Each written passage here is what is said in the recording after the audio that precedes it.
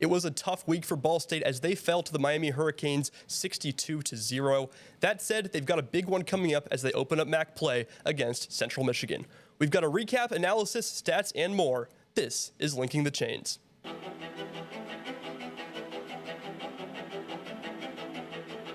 Third and goal, looks toward Magwood. Nobody's open. Samanza scampers. He has open daylight, jumps toward the end zone, barrels in, and he is in. Samanza looking left towards the end zone. It is caught. Touchdown. Tanner Koziel. Caught by Gilly. Breaks one tackle, breaks a second. Malcolm Gilly's off to the races. Malcolm Gilly scores.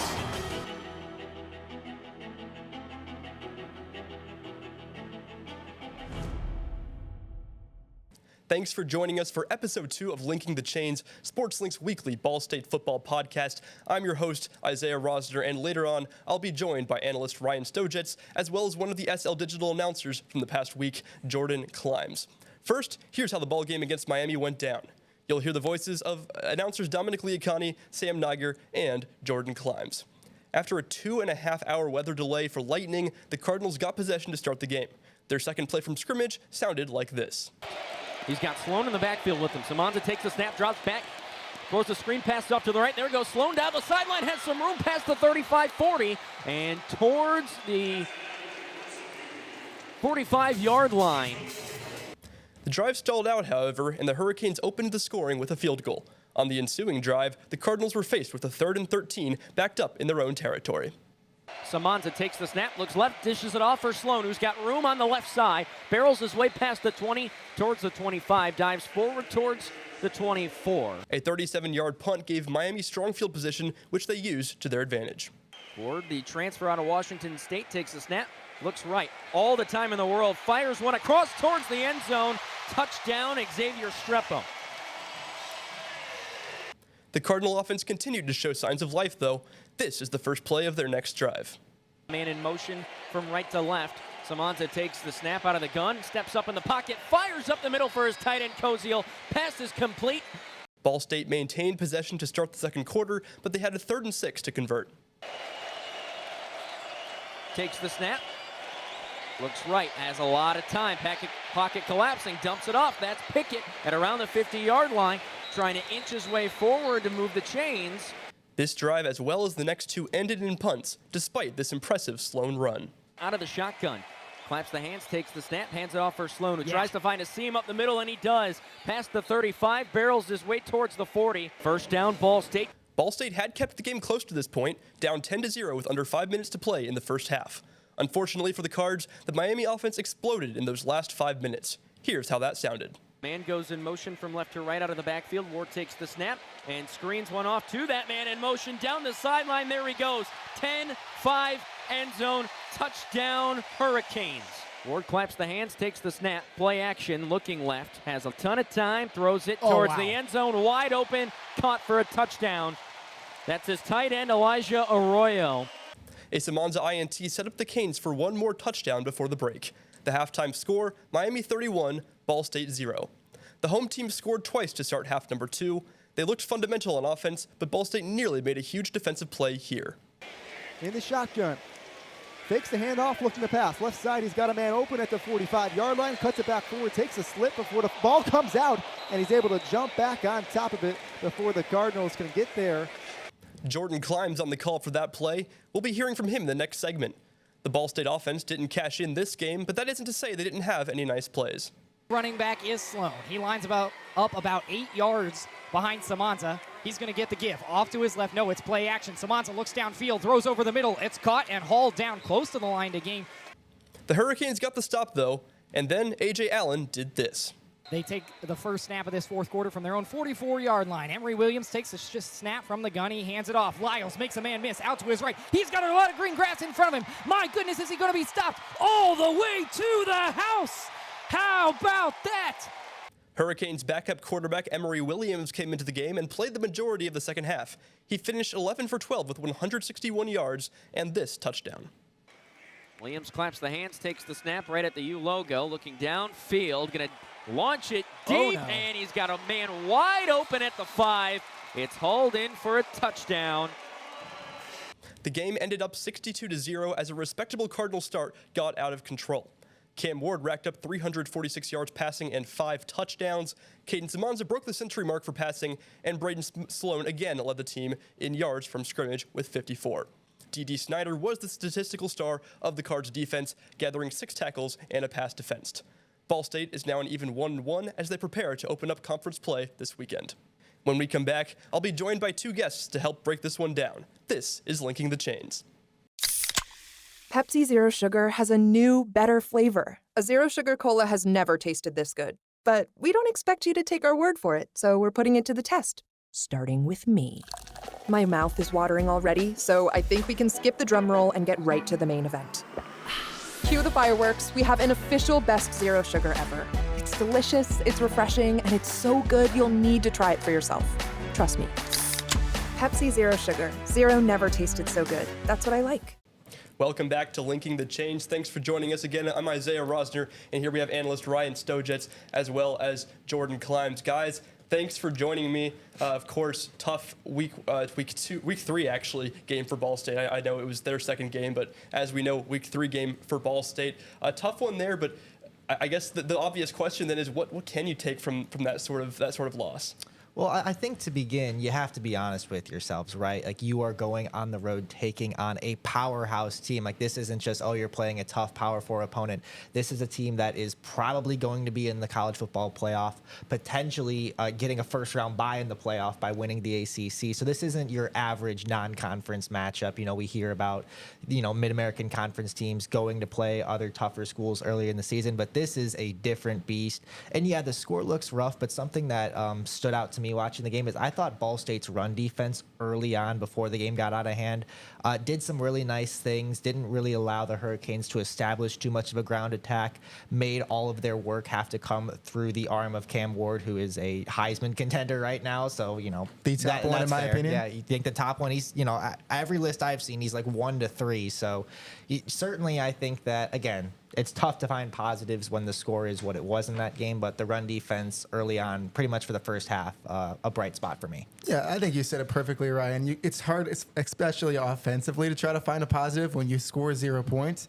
But at the same time, you look to the way that Ball State's offense played, and specifically for the redshirt freshman quarterback, Caden Samanza. And, of course, the yards weren't there that he had the week prior against Missouri State, and the offense didn't move the way that the Cardinals would have liked it to have moved. They wanted to at least score in that game. But at the same time, the young freshman looked really good. He looked poised in the pocket. He took some hits from some really big defenders. And for Ball State, their offense looked like they tried to gain some traction. I know they didn't punch it in, but they were able to continue to work and try to get better against a really good football team. And I think going into Maction coming up next week, it's going to be fun to see how that translates. I would even say the offense looked I think I said this last week for the defense, but I think the offense looked better than the stats would suggest, or than most people would probably assume with them scoring 0 points. Because I think they had some plays where I would say overall Caden Samanza looked comfortable, and they had some plays for some good games. You just saw those in the recap right before this, but.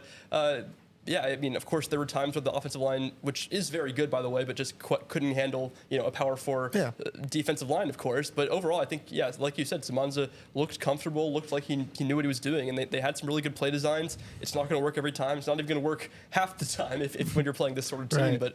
But I overall, I thought it was pretty solid. And that's all you could ask for your freshman quarterback or redshirt freshman quarterback. If you're looking comfortable in action like this, remember last year he only played in 4 games. This now is second of the year against an opponent like Miami, and last year he played in that Kentucky game. So he knows about some big opponents. He's looked really poised the whole way through, and now heading into the MAC schedule, like we said, I think he's going to look comfortable and really start coming into his own.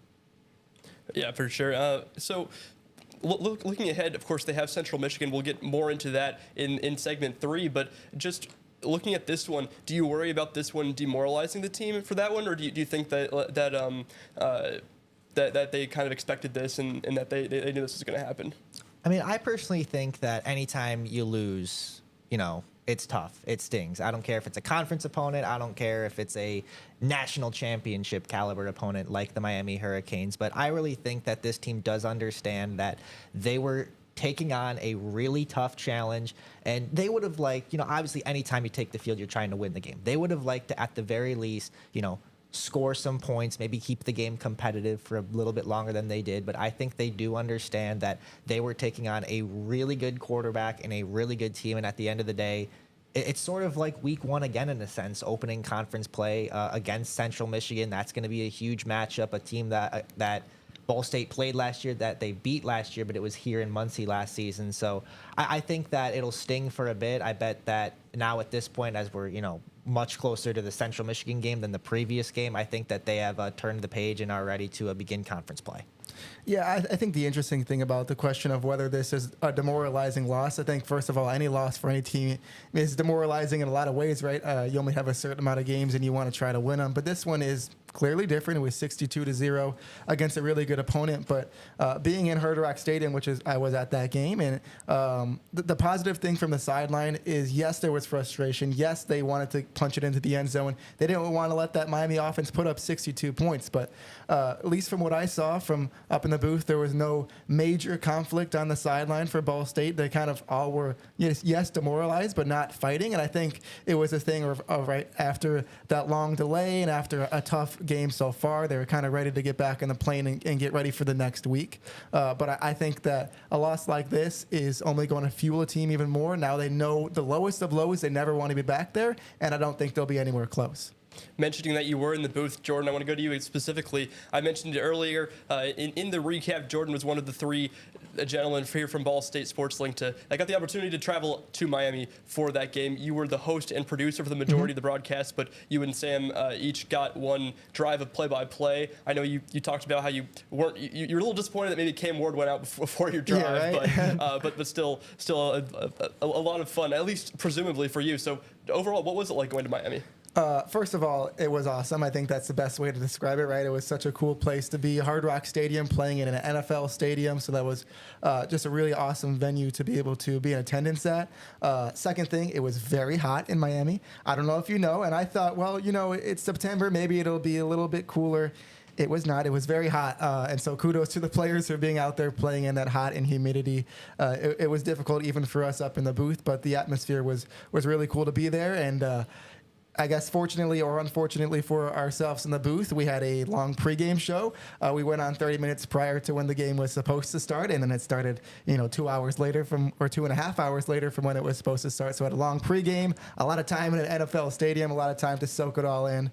And I think the Ball State players were able to soak it in too. From our perspective, we see up in the booth and things that we want to do with media. Down there, they see a true NFL field that they get to be in NFL locker rooms and kind of try to live a dream that they're trying to pursue after this. Obviously got to live in the moment, but for everyone, it's a really cool place to be down in Miami. So I thought of the delay as annoying from my perspective, but did you actually enjoy it a little bit? From my perspective as the producer, I wasn't going to have too much time on air. As you said, I got in for one drive, and that was great to be able to call that. But it was fun because I wasn't expecting to be able to talk. And, in media, some of us, we like to talk. That's what we're doing right now, right? And so from our perspective, it was fun to have only a 30-minute pregame planned out, and then to have to ad-lib, 2.5 more hours onto it. We got to talk to Jeffrey Murns, the president of Ball State. We got to talk to Donan Cruz, the head coach of Ball State men's volleyball. So a lot of really ad-libbed and on-the-fly type of things that were very fun. And it was a great trip all around. I know you also played episode 1 of Linking the Chains on there. We did. So much appreciation for using that piece of content. Thank you. But so once the game did get started, what was that stadium atmosphere like? I'm curious, was it toned down a little bit because of the delay, or was it as good as you would expect? I was actually kind of surprised when the game started how many fans were still there. Obviously, Ball State fans were not going to leave. They made the trip down. They're going to stay to watch it. But even Miami fans, they were able to stay in for the long haul. There were a couple of times where they came back out into the field, the players did, and then the fans came back out and sat in their seats again, had to keep going back and forth. And at some point as a fan, you might think, well, I want to get out of here, get out of Dodge. But they were able to stay for long enough. And through the first and second quarter, really, that first half, the fans were there. And then it kind of got out of hand a little bit. And so some more people left toward the end of the game. But there was a really good turnout. Obviously, a big stadium, so not like every seat was full. But it was cool to see how electric the atmosphere really was in there. All right, great stuff from Jordan Klimes. Well, a tough one this week, but we've got a more hopeful one coming up against Central Michigan. We'll talk about that next here on Linking the Chains. Whether you're getting ready for the big game or getting ready for the workday, you always want to start with confidence. Cintas has the essential products and services to help businesses provide a clean, safe environment for their employees and customers. With routine restocking of essential cleaning, hygiene, and safety supplies, on-site cleaning, professional uniform laundering, and testing and inspection of fire equipment and systems. Give everyone the confidence they need to start their day. Visit Cintas.com and get ready for the workday. Thanks for sticking around for segment 3 of Linking the Chains. We just talked about the loss against Miami for Ball State, but now we're going to talk about their upcoming game against Central Michigan, the MAC opener. What an exciting one. Ryan, to you first. I just got to ask it, is it realistic, but based on what we've seen in these first few weeks, is it realistic for Ball State to win the MAC? Well, it is kind of tough to say without there having been any Mid-American Conference competition yet. But I will say this, when you talk about getting to the Mid-American Conference Championship, that road might look a little different because kind of following the lead of a lot of different conferences across college football, the MAC has done away with divisions in football. This is the first year that that's in effect. So getting to the MAC Championship in Detroit looks a little different, where now you're competing against all other teams. It's 12 teams fighting for 2 spots. It's not, 6 teams fighting for 1 spot here, 6 teams fighting for 1 spot over here. Every conference game becomes that much more important, a lot more scoreboard watching once we get down the stretch in November. So I think that this week, though, is really going to be a test for Ball State because, yes, it's the first game of Mid-American Conference play for both the Cardinals and the Chippewas, but also, it's a game on the road, and it's a game against a team that you beat last year. So I absolutely think it's possible, but I think it's noteworthy to talk about the new format with the MAC doing away with divisions because, let's face it, with no divisions, you could go 6-2 in conference, have a really good season, but say tiebreakers don't go your way, you could still not make the Mid-American Conference Championship. With maybe last year and any other previous year with divisions, maybe you had a weaker division in the East or the West or whatever, and a team was able to maybe go 5-3 in conference and get there. So it's definitely going to be unique to see how the first year of no divisions plays out in the MAC. But I also think it's noteworthy when you look around the conference already. I mean, look at what some of these teams have done. We saw NIU knock off Notre Dame, who was ranked number 5 at the time, 16-14, a great defensive battle that got them into the AP pool. So that's the AP poll. So that's something really cool for the entire conference to see, just a MAC school getting up there, receiving enough votes. Obviously, we'll see what happens when the college football playoff rankings come around, but if NIU could keep winning games, they should stay there and only climb. Also, Toledo going on the road and not just beating, but blowing out Mississippi State, an SEC school, 41-17. Seeing that score was kind of crazy. I saw that I think Toledo was up by 2 scores, and then I turned the game on, and then all of a sudden it was like 28-3, and I'm like, this is amazing for the Mid-American Conference. And also Bowling Green a couple weeks ago didn't get the win, but gave Penn State all that they could handle in Happy Valley, playing the Nittany Lions to a 1-score game. 34-27 was the final there. So what I'm trying to say is there's a lot of MAC teams that have looked really good, put up some really good performances against Power 4 schools. So again, it's really kind of hard to gauge where everyone's at until conference play starts. That's why this week is so exciting. So I think if Ball State could go on the road, get a win, winning one of your road conference games would be a huge way to start conference play. So the answer right now, I think, is we don't know, but I think by the time you're recording this episode next week, I think we'll have a lot more clarity on how the Cardinals are looking this year in the conference landscape. Yeah, I think anything's possible, and Ryan, you said it very well. There's a lot of talent this year in the MAC, but that doesn't mean there's not a lot of talent on this Ball State team. And I think it's about the most cliche thing when you talk about a conference like the MAC, but it is always so competitive regardless of the week. You can have Toledo or NIU face Ball State, and Ball State could easily win that game. We look back to last year, Ball State almost beat the 2 teams that were in the MAC championship, and I would argue they should have beat both of those 2 teams. They were in a really close game with Miami of Ohio, and here at Schumann Stadium, Ball State almost took down Toledo in a low-scoring affair. And so in the MAC, anything could happen. Got to take it one game at a time. That's Ball State's motto. It's going to continue to be, and especially with the new format, Ryan, it has to be. You have to take it one game at a time. You cannot afford any slip-ups. It starts this week at Central Michigan. Well, Central Michigan's offense has been really balanced this season. They have a great passing attack, over 700 yards total in their 3 games. And then rushing has been really good, too.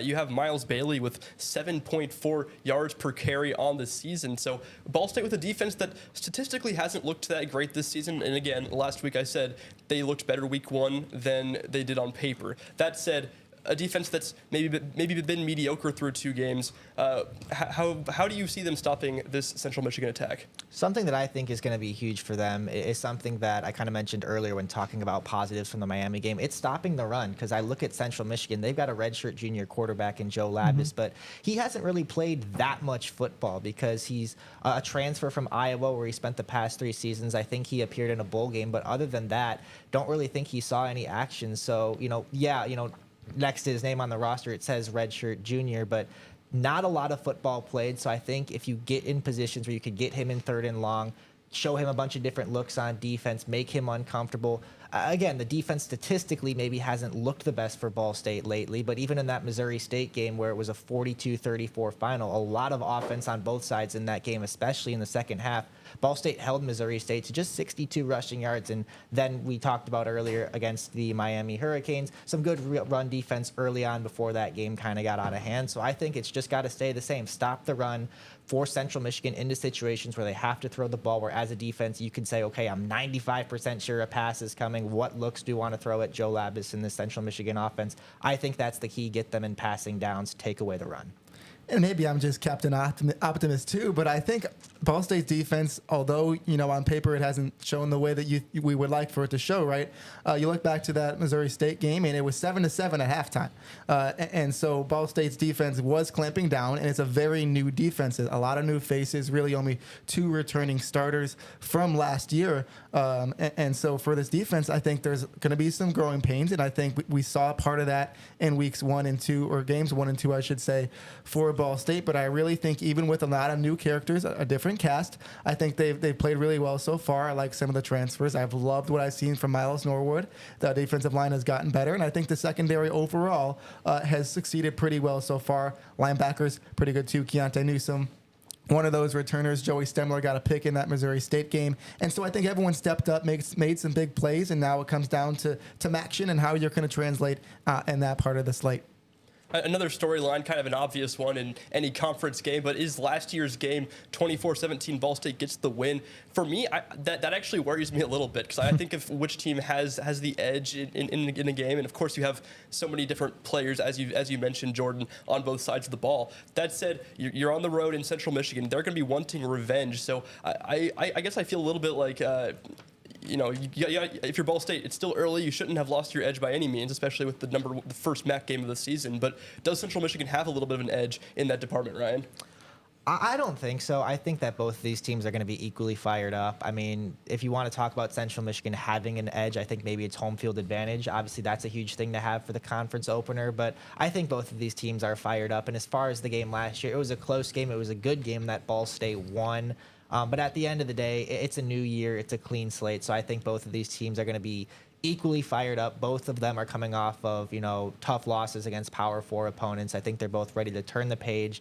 And, there's a reason you got your overall record and then your conference record, because it's really kind of 2 separate things. Obviously, those other games matter, but in terms of winning your conference, get into that conference championship, all that matters is your in-conference schedule. So right now, they're both 0-0 in the MAC. They've got each of them are facing each other. Obviously, Ball State, Central, they both know each other really well from playing a lot in the past. We've mentioned the game last year. So at the end of the day, I don't think that they really need anything else to be fired up. I think that the internal motivation is going to be there for both squads.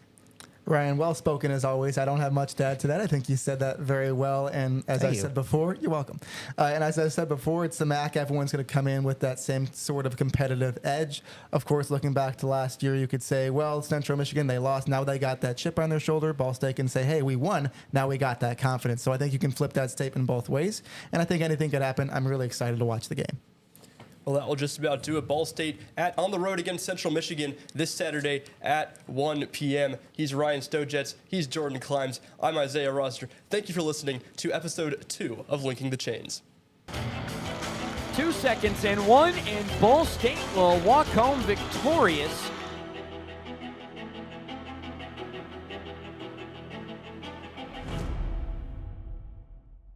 Linking the Chains is hosted and produced weekly by Isaiah Rosner. This has been a production of Ball State Sports Link.